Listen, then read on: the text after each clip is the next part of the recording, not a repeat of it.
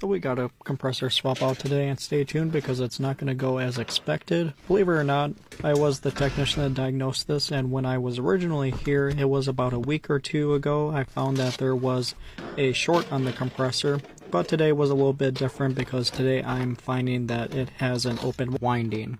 Now, which leaves us a little bit confused, and just remember it's always good practice to check your power. We did also do an acid test and there was no acid in the system, which the compressor wasn't burnt out, and that leaves us more confused. But we did confirm that the compressor is still dead and needs to be replaced. I love this 90 bed I'm putting on here because it doesn't spray any refrigerant whatsoever, and before you put in the comments that I just have sissy boy hands, I have been burnt on my hands multiple times.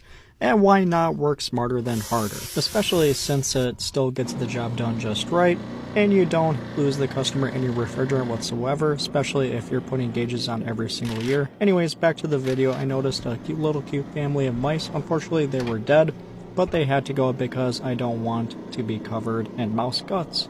I am also doing this because I am the size of a hobbit, and I realized how tall this air conditioner is, and I have to get inside the air conditioner in order to remove the compressor.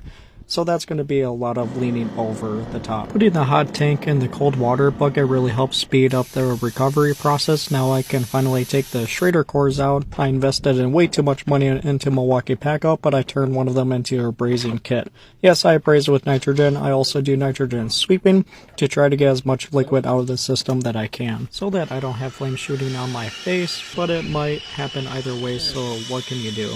There's no slack in the pipe whatsoever, so I couldn't use a wrench, so I had to pick up the compressor, which I swear weighs like 80 pounds, while my supervisor unsweated the pipe for me so that I could pull it away. And believe me, this is not healthy for your shoulders whatsoever to lift the compressor up towards your face. Between my face feeling like it's being sizzled by a grill and my lungs being full of cancer, I cannot see really anything that I'm doing whatsoever. Between you and me, that's just a lame excuse of sucking at brazing. As you can see, this is a heat pump filter dryer, so that might be a little bit of a clue as to what is going wrong. And the good news is my crappy brazing got us down to 458 microns.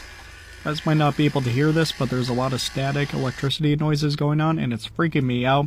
This has happened to me for the third time now, and it has even shocked me.